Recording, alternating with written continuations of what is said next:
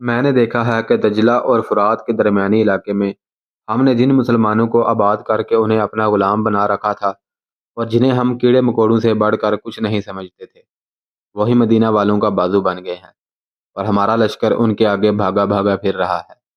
یہ عقیدے کی بات ہے ملکہ فارس، بوڑھے طبیب نے کہا۔ ایک بات کہوں گا جو شاید تمہیں اچھی نہ لگے۔ مسلمانوں کا عقیدہ یہ ہے کہ بادشاہی صرف اللہ کی ہے اور بندے اس کے حکم کے پابند ہیں، اور وہ کہتے ہیں کہ اس اللہ کے سوا کوئی معبود نہیں۔ کیا تم اس راز کو سمجھی ہو ملکہ کسریٰ؟ نہیں بزرگ طبیب، ملکہ نے جواب دیا، میں نہیں سمجھ سکی۔ بادشاہی تو ایک خاندان اور اس کے ایک فرد کی ہوتی ہے، اس کا انجام تم دیکھ رہی ہو ملکہ کسریٰ، طبیب نے کہا۔ آج وہ ایک انسان جو اپنے آپ کو انسانوں کا شہنشاہ سمجھتا ہے، بے بس اور مجبور اندر پڑا ہے اور اپنی بادشاہی کو بچا نہیں سکتا۔ اس کا لشکر پسپا ہوتا چلا آ رہا ہے۔ ان سپاہیوں کو کیا پڑی ہے کہ وہ ایک خاندان اور ایک انسان کی شہنشاہی کی خاطر اپنی جانیں دے دیں، اور وہ جو ہزاروں کی تعداد میں مر رہے ہیں، وہ بھاگتے ہوئے مر رہے ہیں۔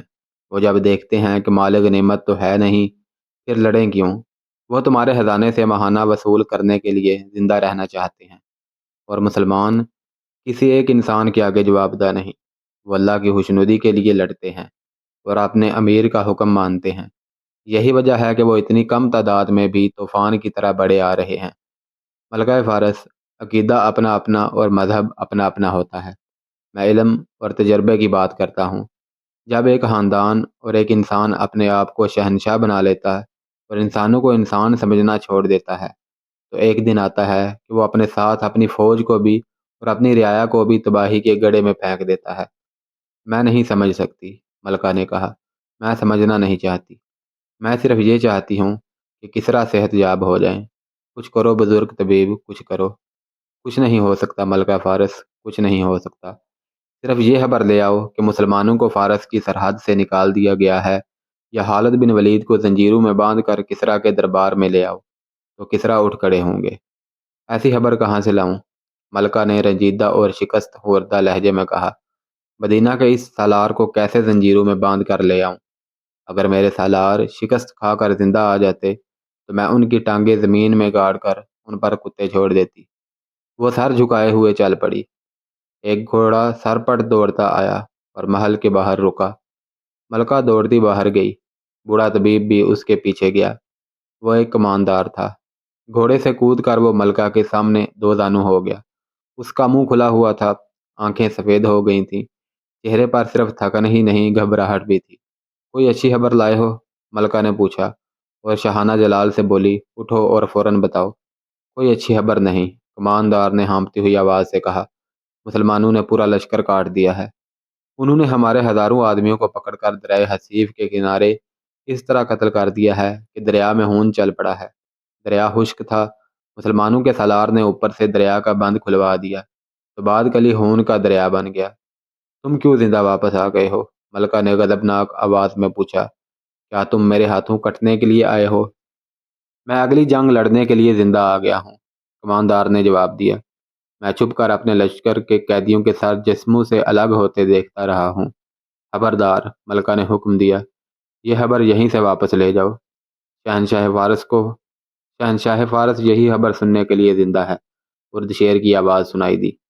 ملکہ نے اور طبیب نے دیکھا، ارد شیر ایک ستون کے سہارے کھڑا تھا۔ دو بڑی حسین اور نوجوان لڑکیوں نے اس کے ہاتھ اپنے کندھوں پر رکھے ہوئے تھے۔ یہاں آؤ، اس نے کماندار کو حکم دیا۔ میں نے محسوس کر لیا تھا کوئی آیا ہے۔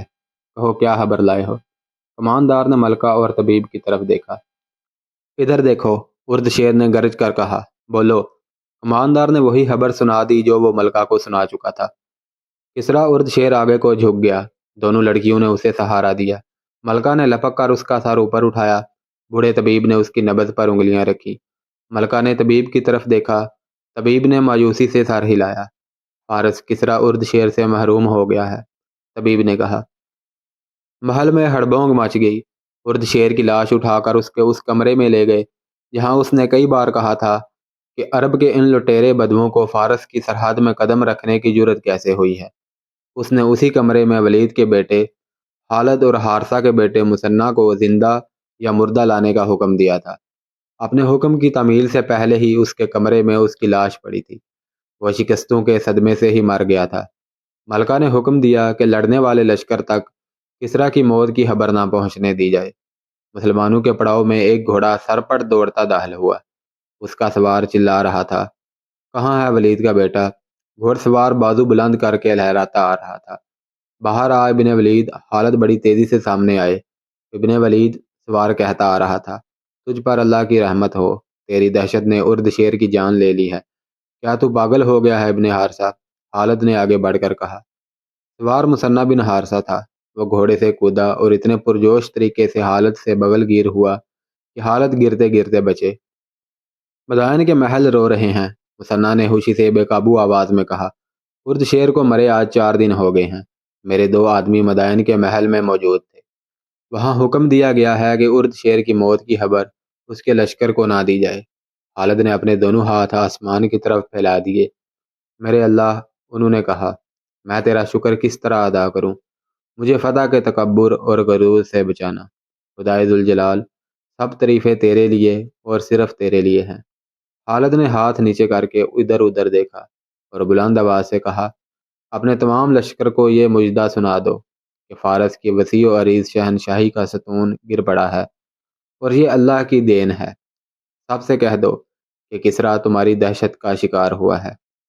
خالد مثنہ بن حارثہ کو اپنے خیمے میں لے گئے اور اس سے پوچھا کہ آگے کیا ہے۔ تھوڑی ہی دور فارس کا ایک بڑا شہر امنیشیا ہے، مثنہ نے بتایا۔ یہ شہر اس لیے بڑا ہے کہ وہاں فارس کی فوج رہتی ہے۔ اسے فوج کا بہت بڑا اڈا کہہ لو۔ یہ شہر تجارتی مرکز ہے۔ اس کے ارد گرد زمین بہت زرخیز ہے۔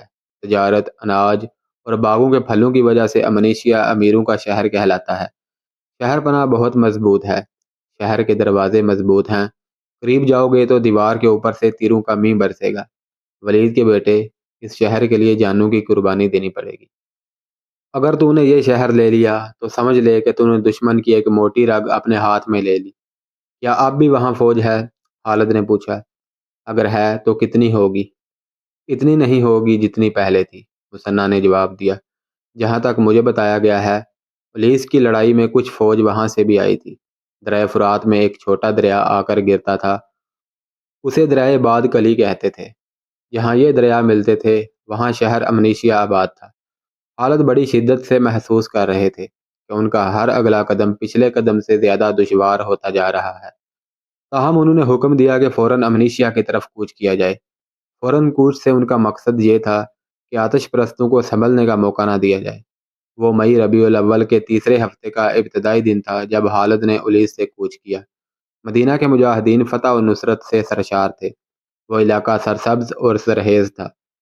گھوڑوں اور انسانوں کے لیے خوراک کی کمی نہیں تھی، لیکن امنیشیا کا دفاع حالت کو پریشان کر رہا تھا۔ جب شہر کی دیوار اور برج نظر آنے لگے تو خالد نے اپنے لشکر کو روک دیا۔ مثنہ بن حارثہ ان سے الگ ہو گیا تھا۔ وہ چھاپا مار جنگ لڑنے کا ماہر تھا۔ وہ اپنے جانباز دستے کو ساتھ لے گیا تھا۔ خالد نے یہ کام اسے سونپا تھا کہ وہ اپنے 2-4 آدمیوں کو کسی بھیس میں امنیشیا تک بھیج کر معلوم کرے کہ وہاں آتش پرستوں کا کتنا لشکر ہے۔ زیادہ دیر نہیں گزری تھی کہ مثنہ آ گیا۔ ابن ولید، اس نے خالد سے کہا، یہ دھوکہ معلوم ہوتا ہے۔ خدا کی قسم، آتش پرست آمنے سامنے کی لڑائی سے منہ موڑ گئے ہیں اور اب وہ دھوکے اور فریب کی لڑائی چاہتے ہیں۔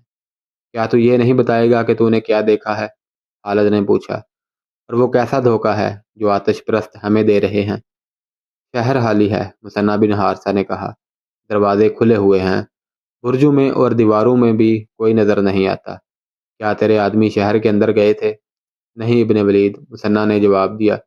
وہ دروازوں تک گئے تھے۔ وہ تو قبرستان لگتا ہے۔ وہ کہتے ہیں کہ دروازوں میں سے نہ انہیں کوئی انسان نظر آیا، نہ ہی جانور۔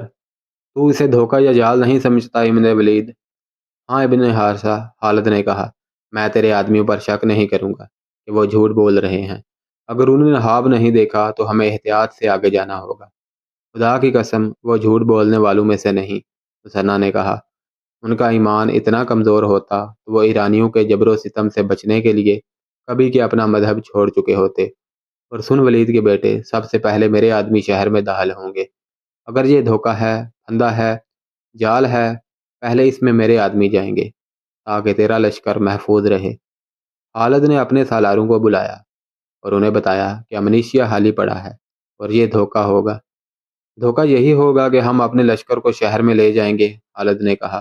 وہاں کوئی نہیں ہوگا، اچانک دروازے بند ہو جائیں گے اور ہم محاصرے میں یا پھندے میں آ جائیں گے۔ ہم فوراً شہر پر حلہ بول رہے ہیں۔ ابن حارثہ خالد مثنیٰ سے مخاطب ہوئے، تیرا دستہ لشکر سے دور رہے گا اور تیری نظر لشکر پر ہوگی۔ اگر دشمن کہیں سے نکل آیا تو اس پر تیرا دستہ اپنے انداز سے حملہ کرے گا اور چھاپا مار قسم کے حملے کرتا رہے گا۔ تجھے اور کچھ بتانے کی ضرورت نہیں۔ باقی فوج کو انہوں نے 3 حصوں میں تقسیم کیا۔ پہلے کی طرح دائیں اور بائیں سالار عاصم بن عمرو اور سالار عدی بن حاتم کو رکھا، لیکن اب ان کے کام مختلف تھے۔ دروازے کھلے ہونے کی صورت میں خالد کو شہر کے اندر جانا تھا۔ عاصم بن عمرو کو ان کے پیچھے رہنا تھا تاکہ بوقت ضرورت خالد کی مدد کو پہنچ سکیں۔ عدی بن حاتم کو اپنے دستے قلعے کے ارد گرد پھیلا دینے تھے۔ تمام تر ہدایات اور احکامات دے کر خالد نے پیش قدمی کا حکم دے دیا۔ لشکر کے تینوں حصے شہر کے قریب جا کر ایک دوسرے سے الگ ہو گئے۔ آگے مثنیٰ بن حارثہ کے جانباز سوار شہر کے باہر کے علاقے میں گھوم پھر رہے تھے۔ قریب ایک جنگل تھا، کچھ علاقہ چٹانی تھا۔ مثنیٰ نے اپنے چھاپا مار دستے کو ٹولیوں میں تقسیم کر دیا تھا۔ ان ٹولیوں نے ہر وہ علاقہ دیکھ لیا تھا جہاں دشمن کے چھپنے کا امکان تھا، لیکن دشمن کا کہیں نام و نشان نہیں ملا تھا۔ پھر یہ ٹولیاں دور دور تک گشت کر رہی تھیں۔ لشکر کے تینوں حصے شہر کی دیواروں کے قریب پہنچ گئے تو سالار عدی بن حاتم نے اپنے دستوں کو شہر کے ارد گرد پھیلا دیا۔